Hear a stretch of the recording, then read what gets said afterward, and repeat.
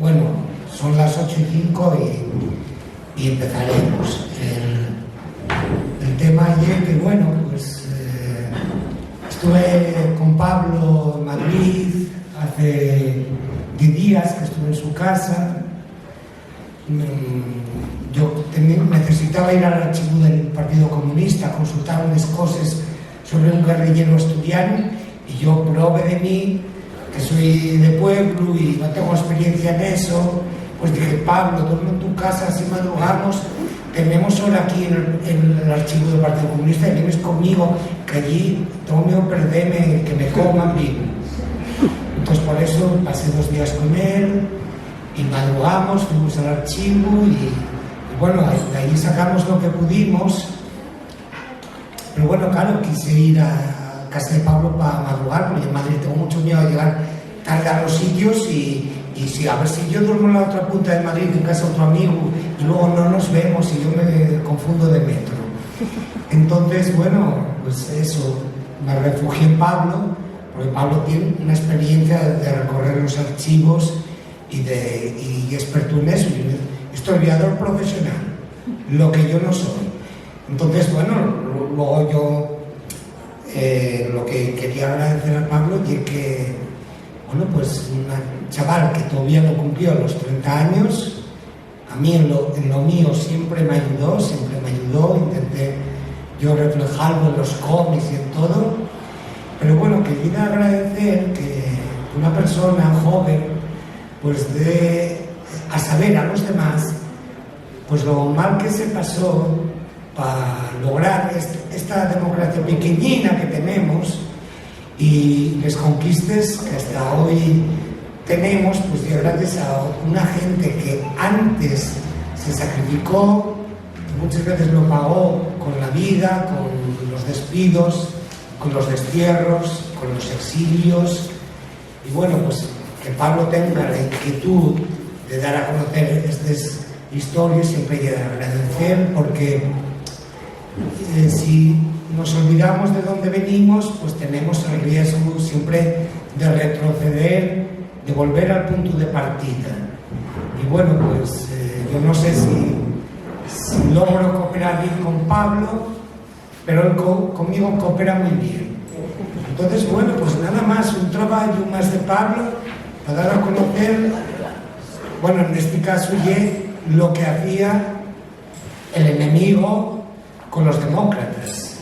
Pero bueno, saber todo cómo se organizaba, vamos, el aparato franquista, cómo era la represión, pues bueno, un trabajo más para enriquecer esa memoria democrática, que bueno, que apenas se toca en los centros de enseñanza, que muchas veces no se transmitió de abuelos a hijos o de hijos o de padres a hijos por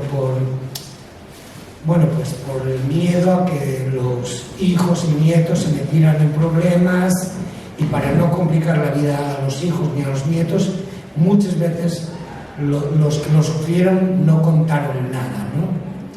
Y bueno, pues Pablo, gracias por este trabajo nuevo, y yo no tengo mucho más que decir, que aquí bien Pablo desde Madrid, ni más ni menos con el rollo que lleva, un día de viaje para allá, otro día de viaje para acá, bueno, el rollo de estás acostumbrado.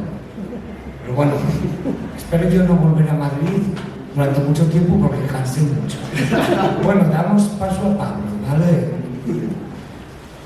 Bueno, primero agradecer al Ayuntamiento de Mieres y en especial a Juan Ponte, ¿no?, la invitación a dar esta charla, a este estreno mundial de la Secretaría Franco en Asturias, ¿no?, en Mieres. Luego agradecer a Berto, ¿no?, que muchos años ya de que nos conocemos, ¿no?, desde el primer cómic que hiciste y demás, pues, con la lucha antifranquista en Asturias y demás, que bueno, hicimos una cooperación, ahí Berto y yo, muy fructífera, y bueno, seguimos trabajando, y yo creo que espero que sigamos trabajando mucho más en hacer más cómics, documentales, porque bueno, yo también entiendo que la historia pues, no son solo libros como el mío, ¿no?, de la Secretaría de Franco, ensayos históricos, sino que también pues eso, son documentales, cómics, series, películas, porque la historia pues también tiene que verse reflejada ahí, ¿no?, y la verdad histórica, ¿no? Y bueno, también agradecer a todos los que estéis aquí, la verdad que estoy un poco impresionado porque hay bastante gente y eso está guay, pero la verdad que Asturias y Mieres siempre responden muy bien, ¿no?, a estas cosas y estoy muy contento. Y bueno, para empezar, os vengo a presentar mi nuevo libro, ¿no?, La secretaria de Franco, que está editado por la editorial Espasa, que viene de mi tesis doctoral, El Águila Gris, la policía política durante la dictadura franquista de Madrid y Asturias.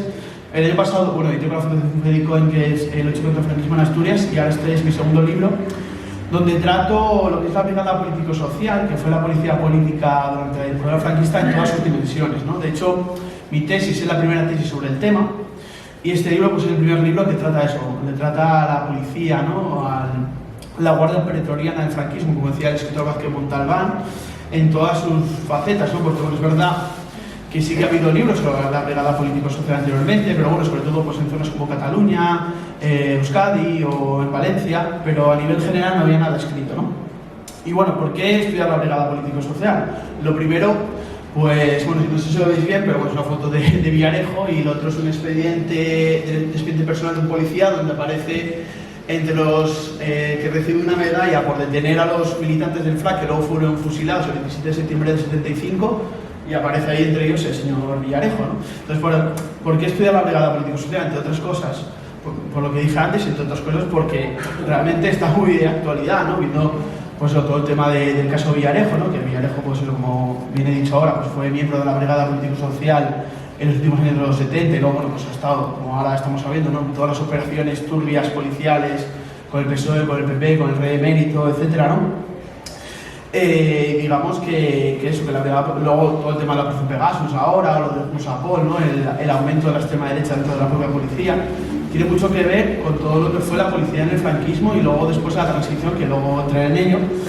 Pero digamos que en los últimos años no ha habido un debate público, social muy importante sobre lo que fue la brigada político-social, sobre lo que fueron diversos agentes, ¿no?, como el caso, por ejemplo, de Antonio González Pacheco, Billy el Niño, ¿no?, que fue uno de los agentes más conocidos de la brigada político-social, que incluso le hicieron un escrache en su casa a varios miembros de varias asociaciones y víctimas del franquismo.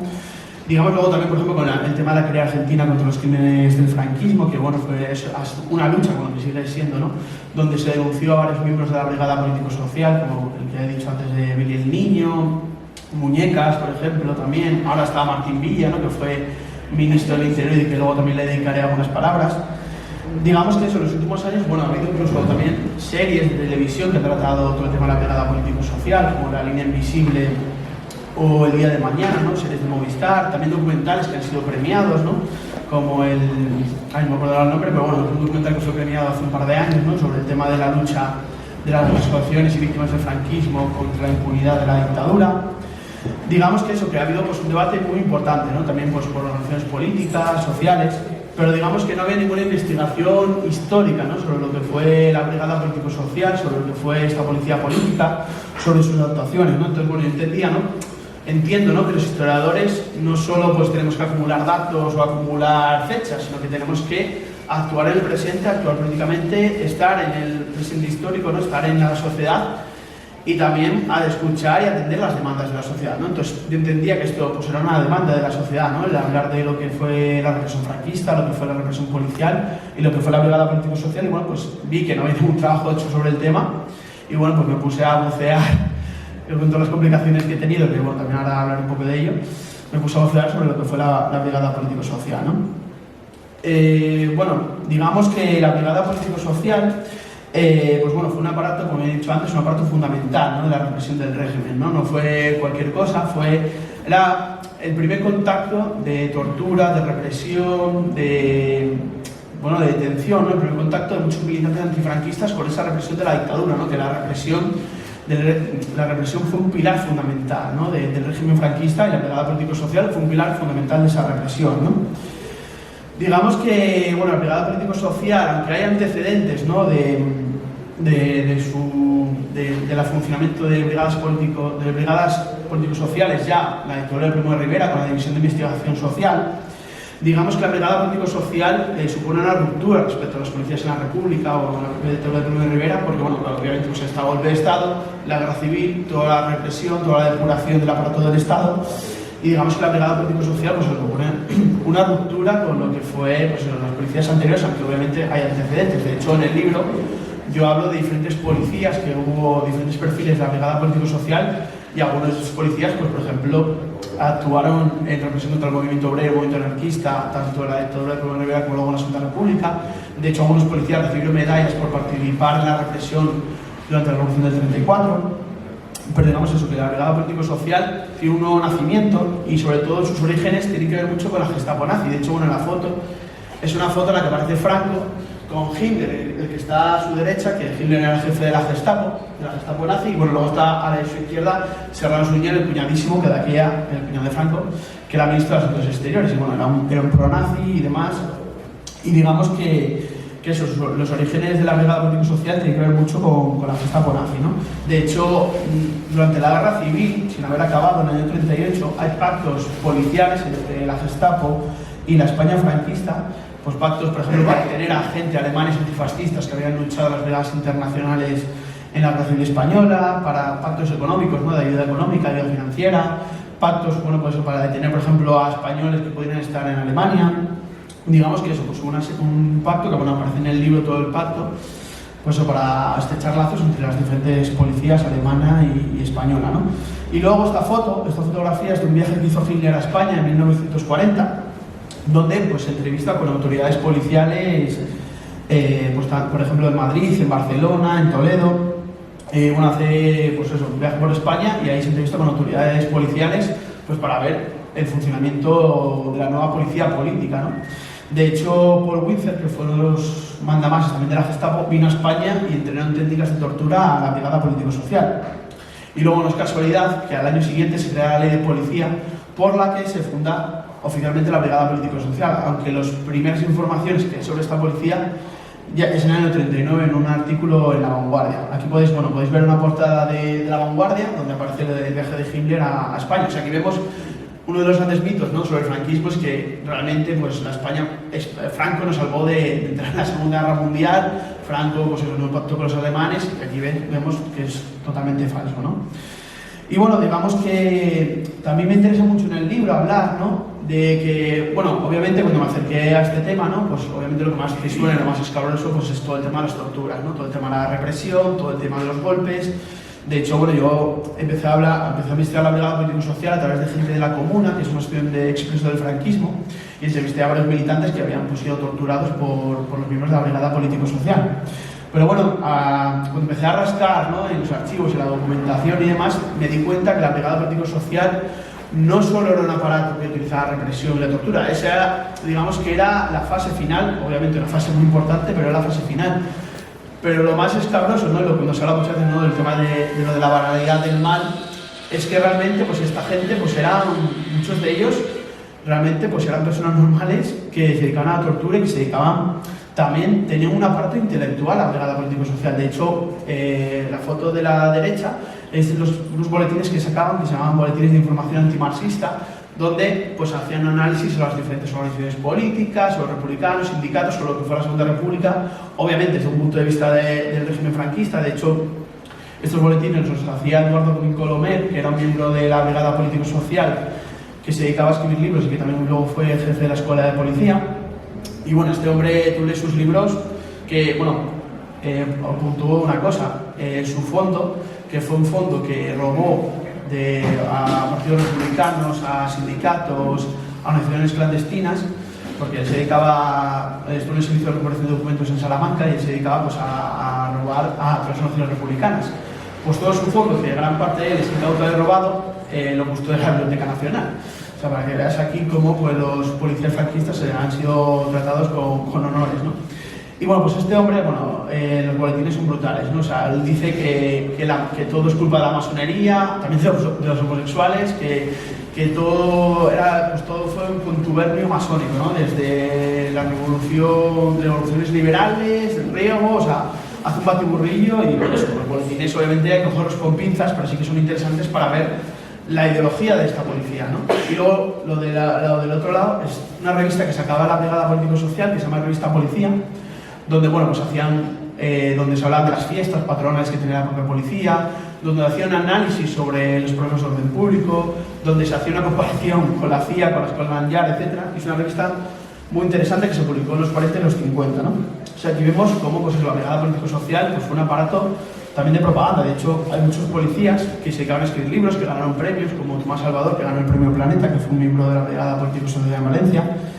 Y digamos que, pues eso, en estos boletines, tanto los antimarxistas como después, en los años 40, bueno, en los años 40, los boletines de investigación social, pues hacen un análisis de la sociedad, lo que ocurría, y también pues de las diferentes organizaciones clandestinas. Y también es interesante porque en uno de estos boletines, y bueno, en diferentes boletines y en los expedientes personales, se habla de que como técnica policial infiltraban a policías dentro de las universidades y los centros de trabajo, ¿no? Porque bueno, pues muchos testimonios de militantes antifranquistas pues dicen sí, había policías dentro de las universidades, dentro de centros de trabajo.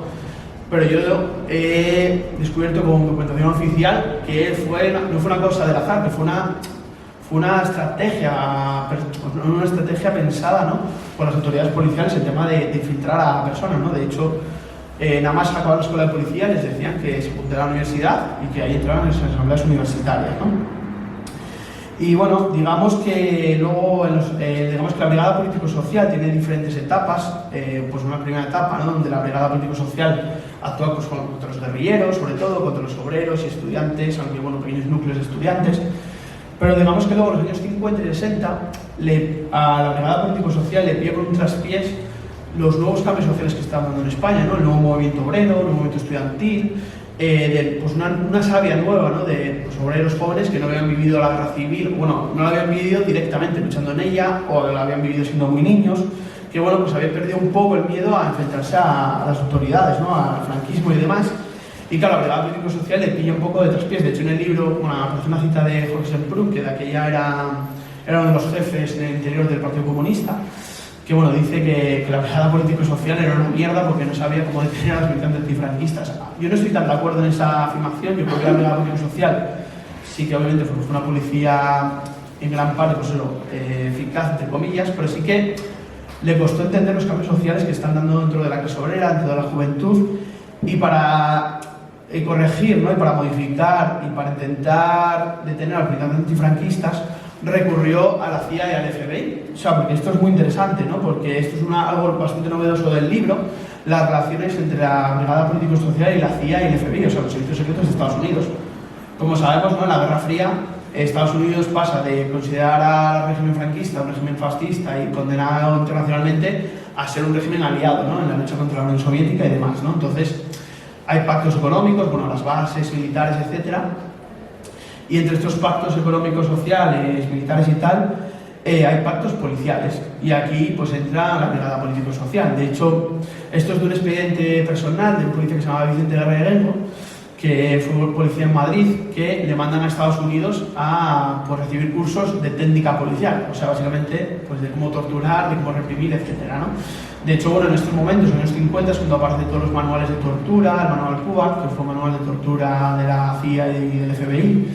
Y bueno, varios policías viajan a Estados Unidos, no solo Vicente Guerrero, muchos más. Yo he encontrado 4 o 5, pero estoy seguro de que fueron muchísimos los que viajaron a Estados Unidos. De hecho, incluso viajó el jefe de la Dirección General de Seguridad, o sea, no cualquiera, o sea, viajaban los altos mandos, ¿no? Y luego digamos que no solo fue esta relación, pues eso, de que viajaran gente a Estados Unidos, sino que incluso la Brigada Político-Social participó en operaciones policiales internacionales de la CIA y del FBI y los servicios secretos americanos. El caso más famoso, no sé si lo podéis ver, bueno, es el caso Beria, que Beria era el jefe de los servicios secretos con Stalin, los servicios soviéticos, que supuestamente estuvo en España a mediados de los años 50. Y el senador McCarthy, que bueno, no sé si os sonará, pero fue el senador famoso de la caza de brujas contra los comunistas en Estados Unidos, le pide un informe a la Brigada Político-Social diciéndole si Beria realmente estaba en España o no. Y hubo pues, varios informes. Esta información no la encontré en ningún archivo español, sino en los archivos de la CIA, que están en internet. Es increíble, ¿no?, que mientras aquí no podamos consultar mucha información sobre lo que fue la Brigada Político-Social, tenemos que rascarnos la cabeza y buscar en consejos de guerra, en juicios de Tribunal de Orden Público para encontrar información policial. Yo pueda desde mi casa, en pijama, poner Spain en el archivo de la CIA y encontrar información que obviamente muchas veces está tachada, como en este caso, pero la hostia, ¿no?, que la CIA ha cometido grandes violaciones de derechos humanos, grandes crímenes, y pues tú puedes consultar mucha de la información otra vez. Obviamente mucha seguramente la quemaron y no está, pero otra pues sí que está, como por ejemplo, del caso Beria, que es muy interesante y aparece en mi libro, ¿no? Y bueno, digamos que la brigada político-social, pues obviamente, pues aunque fue modulado, o sea, que fue cambiando, pero obviamente hay dos factores que no cambian tanto del régimen franquista como después de la brigada político-social. Es su total fidelidad, ¿no?, al régimen franquista. De hecho, pues en los años 60 y 70 hay rupturas, ¿no?, dentro de diferentes, pues entre sectores intelectuales, de artistas, incluso en el ejército hay disidencias, ¿no?, contra el franquismo, aunque bueno, en el ejército son mínimas. Pero en la policía, en la brigada político-social, no hay ningún tipo de contestación, ¿no?, a lo que es el régimen franquista, ¿no? Una policía totalmente ideologizada, totalmente en consonancia y en conveniencia con el régimen franquista. Y obviamente otro de los factores importantes fue el uso de la tortura, ¿no? Bueno, fue una cuestión estructural, o sea, porque bueno, muchas veces cuando se señala a ciertos miembros de la brigada político-social, pues como el caso de Billy el Niño y demás, pues eso se habla como si fueran seres sádicos o seres alocados, ¿no?, que actuaban su libre albedrío, y no fue así, ¿no? Y en el libro quiero reivindicar que la brigada político-social fue una estructura, ¿no?, una estructura al servicio del régimen franquista, y que la represión, la infiltración fue algo estructural apoyado por el propio régimen. De hecho, no he traído ninguna foto, pero los miembros de la brigada político-social eran gratificados suculentamente, ¿no?, con miles y miles de pesetas, con medallas, sus servicios, ¿no?, contra la oposición antifranquista, ¿no? De hecho, la verdad que es gracioso que un policía que se me ha acordado de eso, que fue policía en Madrid, recibía más dinero por detener a gente de comisiones obreras o de PC que por detener a gente que se dedicaba al tráfico de drogas o al tráfico de pornografía. O sea, aquí ves que para el régimen franquista era mucho más importante detener a militantes antifranquistas que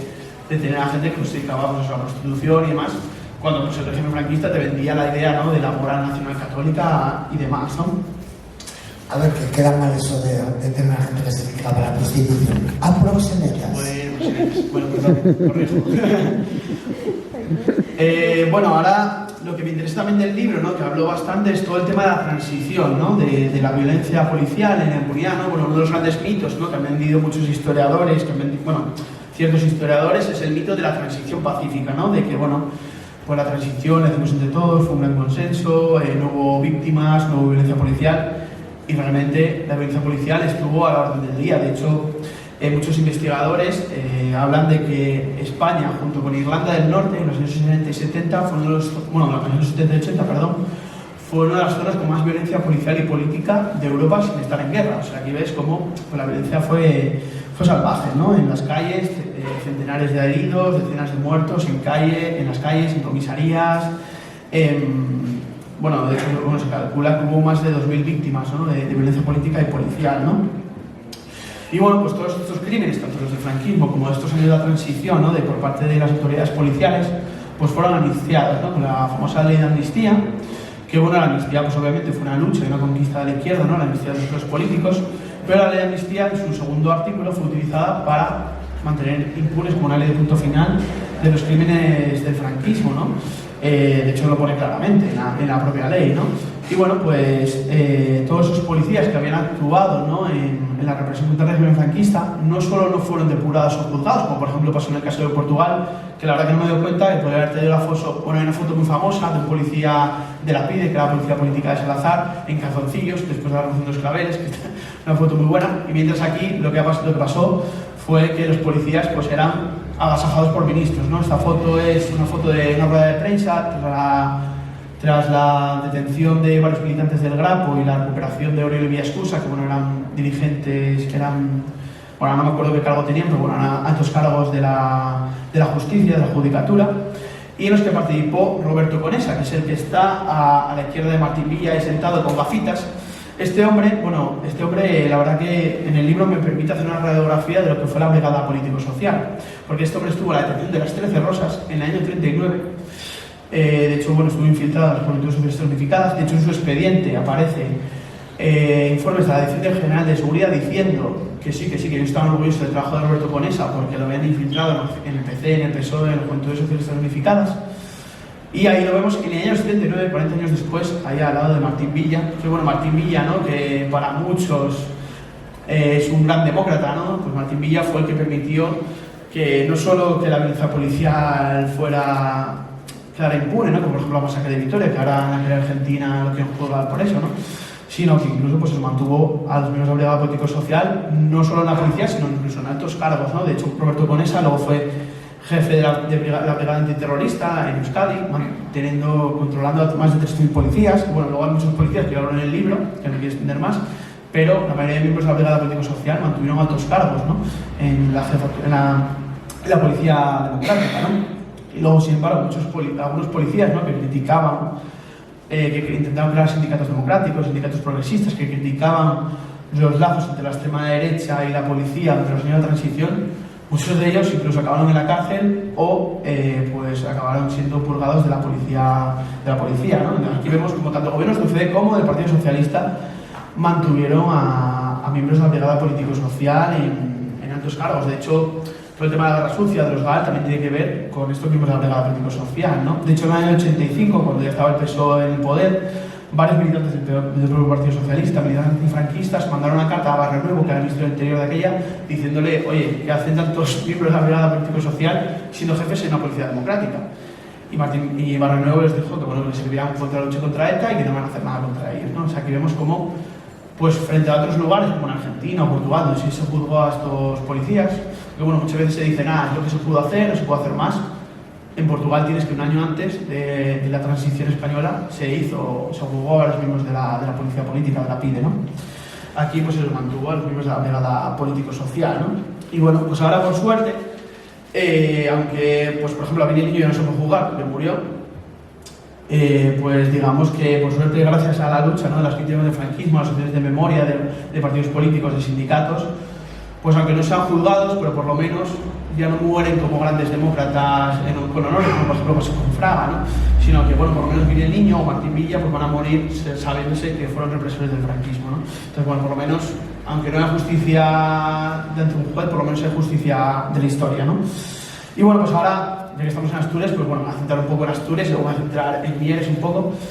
Bueno, digamos que Asturias, de hecho, bueno, forma parte central de mi tesis y luego forma parte importante del libro porque, bueno, Asturias, primero porque obviamente, vale, porque soy de aquí, y luego, digamos, porque, bueno, Asturias fue uno de los focos principales de la lucha contra la dictadura, ¿no? De hecho, en una entrevista que hice a Laudelino, que, bueno, también Humberto lo conoce, bueno, fue gracias a Humberto, de hecho, que le entrevisté, Laudelino me lo decía, ¿no? Que en Asturias, que no se paró, ¿no? La lucha, ¿no? Que desde la huelgona del 62 hasta el final de la dictadura, la lucha no paró, ¿no? Y entonces digamos que eso fue un foco permanente de movilización, ¿no? Desde pues, la lucha guerrillera, y luego los mineros, ¿no? Luego la mujer, ¿no? Jugó un papel fundamental en la lucha contra el franquismo. Luego, por ejemplo, bueno, las huelgas del 57 y 58, ¿no? Que no son tan conocidas como la huelga del 62, pero fueron unas luchas muy importantes, ¿no? Porque ahí es cuando se forman las primeras comisiones obreras, cuando los primeros enlaces del Partido Comunista entran dentro del sindicato vertical, o sea, fueron unas huelgas muy, muy importantes, ¿no?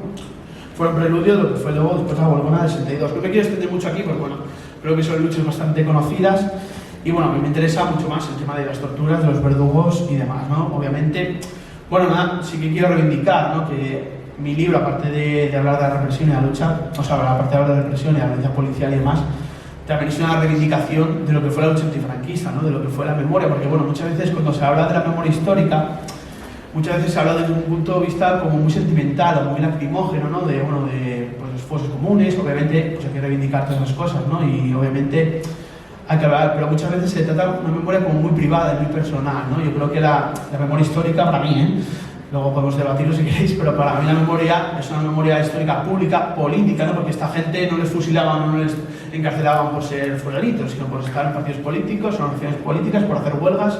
De hecho, en el franquismo, la huelga era un delito de rebelión militar y te podían meter más de 10 años más de 10 años en la cárcel. O te rapaban el pelo, ¿no? Como el caso de Anita Silva y Tina Pérez, que aparece en muchos sitios, pero también aparece en mi libro. Y bueno, digamos, la violencia sexual contra las mujeres, ¿no? Y pues toda esta violencia y toda esta represión pues era porque pertenecían a organizaciones políticas, por movilizarse, por luchar contra la dictadura, ¿no? No era por ser quienes, por ser personas, sino por ser militantes políticos, ¿no? Y bueno, digamos que en Asturias, pues eso, la movilización fue muy grande y la represión pues fue también brutal, ¿no? De hecho, esta foto, bueno, que la conoce muy bien Berto, del Consejo de Guerra, que les hacen a los militantes antifranquistas por participar en las huelgas del 58, si no me equivoco, sí, la huelga del 58. Y bueno, esta foto aparece con un ojo morado, fruto de las torturas, ¿no? Faustino Montes. Y bueno, aparecen varias fotos en ese Consejo de Guerra, la verdad que son unas fotos que en aquel momento eran completamente inéditas. Y bueno, aparecen en el franquismo, ¿no? Se vendía como un régimen de paz, de prosperidad. Pues tú tienes como en el año 63 se seguía rapando el pelo a las mujeres, se seguía representándolas, se seguía represaliando, ¿no?, a los militantes antifranquistas. Y bueno, la represión fue hasta el final, ¿no?, hasta el final de la dictadura. Y bueno, Asturias pues jugó un papel fundamental, ¿no? Aquí bueno, podemos ver la foto, esta me la dio Roberto de hecho, la foto de Anita y de Tina, que bueno, la verdad que yo tuve el privilegio, ¿no?, como mucha otra gente, de entrevistar a Anita Siervo, y la verdad que es tremendo, ¿no?, todo lo que contaba y toda su lucha, ¿no? Y bueno, Vicente Gutiérrez Solís, que bueno, aparecen muchos de ellos en mi libro, y bueno, pues este libro es un homenaje a ellos, a su lucha, ¿no? Y bueno, pues digamos que toda esta represión tiene... Esto es una especie de postal que se editó en Francia en protesta con las torturas de Tina y de Anita, ¿no? Sí, de hecho me contaba Anita cuando la entrevisté que los guardias civiles le decían que, cuando le raparon el pelo, le decían que tenía que poner un pañuelo para que la gente no le viera. Y Anita lo que hizo fue ir a, si no me equivoco, ir a un fotomatón y hacerse esta foto. O sea, aquí vemos lo valiente que era esta gente, ¿no? Que no se arrendaba ante nada, ¿no? Y se enfrentaba a las autoridades policiales, que pues tienen nombres y apellidos, ¿no? No eran oscuros, sino que eran, tenían nombres y apellidos, ¿no? En esta foto podemos ver ahí con los brazos cruzados a Claudio Ramos Tejedor, ¿no?, que fue el jefe de la Brigada Político-Social en Asturias. De hecho, era de Zamora, pero en los años 40, en el año 47 le mandan aquí a Asturias. De hecho, bueno, es bastante sorprendente porque, es como la importancia que tiene Asturias, ¿no?, para el régimen franquista y para represaliar a los militantes antifranquistas, que José Sainz, que luego fue jefe de la Brigada Político-Social en Bilbao y luego fue jefe de la policía en Democracia, José Sainz, en sus primeros años, cuando estaba en Cantabria, lo mandan a Asturias a reprimir al movimiento guerrillero. O sea, mandaron a gente de Madrid a reprimir a los militantes antifranquistas, al movimiento guerrillero. Y Claudio Ramos empieza su actividad ahí, ¿no?, a finales de los años 40 contra el movimiento guerrillero. Luego se hace eso muy famoso, ¿no?, la Borbona de 62, en las diferentes huelgas y movilizaciones. De hecho, bueno, toda la gente que entrevisté, ¿no?, pues habla de Claudio Ramos Tejedor. Y a este hombre, eso, tan importante fue la represión en Asturias para el régimen franquista, que a este hombre en los años 70, cuando ETA empieza a actuar y demás, cuando matan a Melito Manzanas, que fue un torturador franquista y un relacionado con la Gestapo nazi, a Pedro Ramos lo mandan a Euskadi, primero si no me equivoco, con Sebastián, y luego a Bilbao como jefe de las divisiones de la Brigada Político-Social allí. O sea, aquí vemos cómo pues, era tan importante la Brigada Político-Social en Asturias, que los mandan a la zona de aquel momento donde había más actividad antifranquista, ¿no? Luego está Pascual Honrado de la Fuente, que si no me equivoco sigue vivo. De hecho, bueno, le denunciaron en la guerra argentina contra los crímenes del franquismo, Gerardo Iglesias, Vicente Gutiérrez Solís, y bueno, pues que era conocido como Pascualón, y fue igual es algo demasiado grueso el vídeo, pero bueno, fue un poco el niño asturiano, ¿no?, de aquí, ¿no? Fue como uno de los grandes represores, ¿no?, del franquismo aquí en Asturias, que se dedicaba fue la mano derecha de Claudio Ramos. Y bueno, luego está Núñez Cispa. De hecho, en el año 68, varios militantes antifranquistas de la Universidad de Oviedo consiguen denunciar ante un tribunal a varios miembros de la Brigada Político-Social, aparecen en el libro, y aparecen varios nombres, porque los interroga el gobierno civil sobre lo que habían hecho, sobre si habían torturado o no. Y yo, estos pocos casos que conozco, que llegue tan lejos el tema de las denuncias de torturas y demás, ¿no? Esta denuncia de los estudiantes cuando se estaban movilizando contra la guerra de Vietnam aquí en Asturias y les detuvieron y les torturaron. Yo tuve la suerte de entrevistar a Pedro de Yale, que bueno, ahora vive en Australia, pero participó en esas movilizaciones en Asturias. Y bueno, me contaba eso, cómo habían denunciado a estos miembros de la Brigada Político-Social, ¿no? Y entre ellos estaba pues, Claudio Ramos, y aparecen varios nombres en mi libro, ¿no? O sea, aquí vemos cómo pues, los nombres de la Brigada Político-Social tienen pues, nombres y apellidos. Y bueno, para... Recuerda a mi madre que anda por ahí una manifestación pionera contra la guerra del Vietnam. Muy bien. ¿Alguien vienes o...? No, Oviedo. Claro, Oviedo sí, seguramente será la misma. Bueno, para acabar un poco, pues bueno, obviamente pues hay que hablar de lo local y hay que hablar de Mieres, que Mieres, vuelvo bueno, dentro del foco, ¿no? de que fue permanente de lucha Asturias, pues Mieres jugó un papel fundamental, ¿no? Y bueno, pues quiero hablar de uno de los episodios que es más desconocido, ¿no? O bueno, no poco conocido. De hecho, bueno, Berto, cuando hablaba con él, me decía que, bueno, se hablaba entre los militantes antifranquistas y tal, porque no era una cosa muy conocida entre la sociedad de Mieres en general, y bueno, Asturias también, que es el asalto a la comisaría de Mieres, que es un episodio, o sea, para mí de película, o sea, la verdad que es la hostia. De hecho, yo he intentado buscar si en Cataluña, en Euskadi, en Madrid, en Valencia había habido algo parecido, porque bueno, fueron también esos los focos más importantes del antifranquismo, y de momento no he encontrado nada. Si alguien encuentra algo más, perfecto, ¿no? Por ejemplo, cuando lo del tema de Anita Silgo, de que tiraban maíz a los esquiroles, también se hace en Cataluña.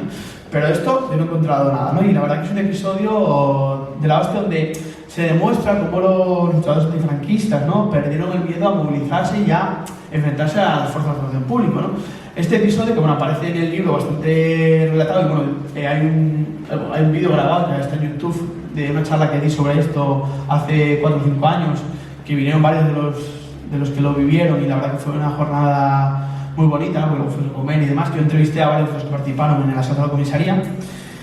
Y es un episodio tremendo, ¿no? Ocurrió el 12 de marzo del 65, y bueno, pues esto ocurrió porque la comisaría de Mieres estaba en la calle Ramón y Cajal, como no sabéis de Mieres no lo conoceréis, pero bueno, está cerca del ayuntamiento. Y bueno, pues resulta que había una comisión de despedidos, de los despedidos que habían pues, represaliado, ¿no? por temas políticos, etcétera, que la formaban más de 400 trabajadores, y esta comisión de despedidos se reunía en la casa sindical, que bueno, ahora es la sede de UGT. Y digamos que a varios jefes de la comisión de despedidos les detuvieron. De hecho, bueno, entrevisté a uno de ellos, que es Severino Arias, y les detuvieron, y lo que no sabían los que participaban en el asalto es que realmente no los llevaron a Mieres, sino que se los llevaron a Oviedo directamente, ¿no? A la comisaría, que por cierto sigue siendo comisaría de la Policía Nacional, la comisaría de la Brigada Político-Social. Bueno, los llevan a Oviedo, pero la gente no lo sabía. Entonces hubo una asamblea, una manifestación que empezó en la casa sindical, y la gente pues empezó a decir dónde estaban los de la comisión de despedidos y demás, y dijeron, pues vamos a la comisaría de Mieres a buscarles. Y pues bueno, fueron por varios sitios, por la escuela de capataces, por la zona del ayuntamiento, y ahí es donde empiezan los enfrentamientos, ¿no? Se calcula que participaron, según la policía y la Guardia Civil, que sabemos cómo es la policía y la Guardia Civil para hablar de las manifestaciones, que suelen siempre decir que hay menos gente, pues según las autoridades, que está en documentación oficial de la Brigada Político-Social, participaron más de 1000 personas en la manifestación, y según la posición antifranquista, participaron 5.000, pues eso, entre 1.000 y 5.000 personas, ¿no? O sea, en un momento en que manifestarte te podías meter en la cárcel varios años, ¿no? Y luego pues, participaron entre ellos también pues, mineros, mujeres, trabajadores y demás. Y bueno, pues fueron hasta la comisaría, y en la comisaría se enfrentaron a las fuerzas de orden público de Mieres. Primero a la policía municipal, si no me equivoco, y bueno, pues se enfrentaron ahí, y bueno, luego Tino Tarzán, que sale en el libro, me cuento y cómo entraron en la comisaría de Mieres, ahí cómo entraron, cómo compraron con todo, cómo fueron a por los policías, y a eso, la policía municipal de Mieres, la cosa se les bordó de las manos. Imagínate, más de 1000 personas, la policía municipal no sé cuántos serían, pero vamos, serían 20 o 30, y tuvieron que venir refuerzos, obviamente, desde Oviedo, incluso desde León y de Gijón, para aplacar la manifestación, ¿no? La verdad que es un episodio brutal, y bueno, pues eso, como contó Berto, eso que pues antes eran cosas que se hablaban entre los militantes y demás. Pero yo, gracias a un juicio, les hicieron un juicio a esta gente, tanto porque luego, bueno, a la semana siguiente lo intentaron en Sama, donde participó Anita Silgo y Tina Pérez, el 20 de marzo del 65. El asalto a la casa sindical de Sama. Bueno, intentaron hacer un asalto igual, y bueno, eso fracasó. Y bueno, pues enjuiciaron a varios de los que participaron. De hecho, los que estaban detenidos en Oviedo les acusaban de ser instigadores del asalto a la comisaría, cuando ni sabían lo que estaba pasando, ¿no? Y bueno, fueron decenas los que fueron juzgados y demás, y en su juicio en el Tribunal de Orden Público, pues encontré estas fotos, esta foto de la comisaría de Mieres, que bueno, no sé si se ve muy bien, pero está como roto el cartel de la policía, y hay varias fotos donde aparece una foto que sería de un peritaje policial, imagino, ¿no? Pues eso, ventanas rotas, las puertas rasgadas. Si alguien quiere las fotos, se las puedo pasar sin ningún problema. Aparecen algunas en el libro, aparecen en el cómic de Berto, y de hecho, bueno, el cartel de la charla es un dibujo de esta foto, y son fotos que son totalmente inéditas, ¿no? Les encontró Pablo cuando teníais qué edad. Porque nadie les había encontrado ni las fotos de los torturados de la huelga del 58, ni estas fotos que yo creo que son emblemáticas para la historia de Mieres. Son 5 fotos, pero nadie les había visto, hasta que Pablo les encuentra en un archivo. Yo no sé, otros historiadores donde fueron a buscar para documentarse, que les encuentras tú a la primera de cambio. No les había visto nadie. Sí, de hecho, sí que hay varios libros, investigadores que hablan del asalto a la comisaría, pero como que no le dan mucha importancia, ¿no? Y de hecho, el asalto a la comisaría de Mieres tuvo tal importancia que, de hecho, bueno, voy a leer un párrafo del libro, muy corto, prometido. A ver, ¿dónde está?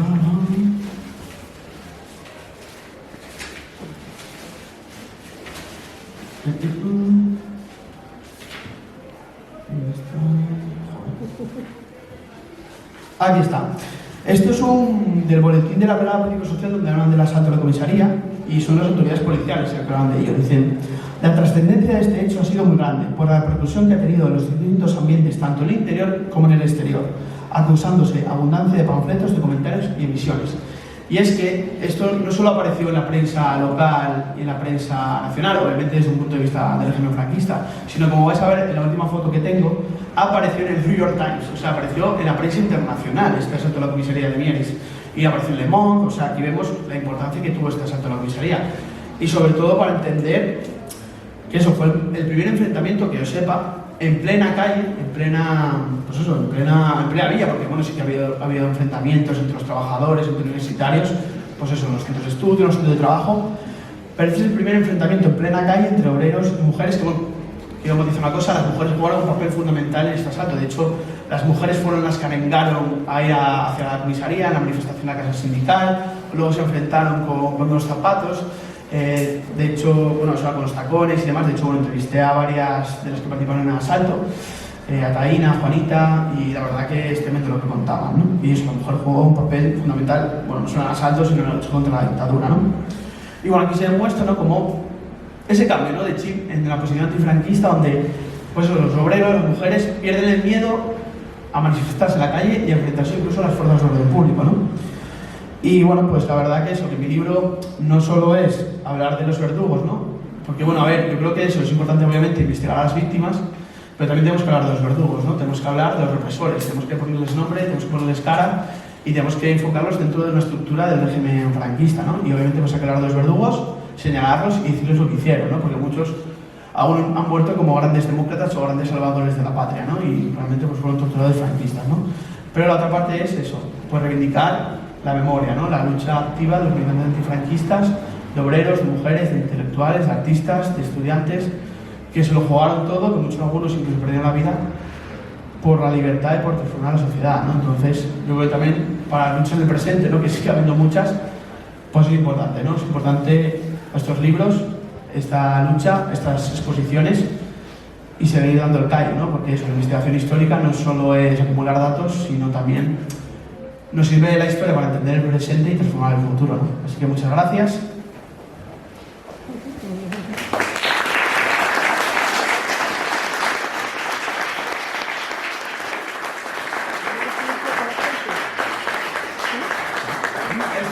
Este es el reportaje del New York Times del tema de eso, de lo del asalto a la comisaría.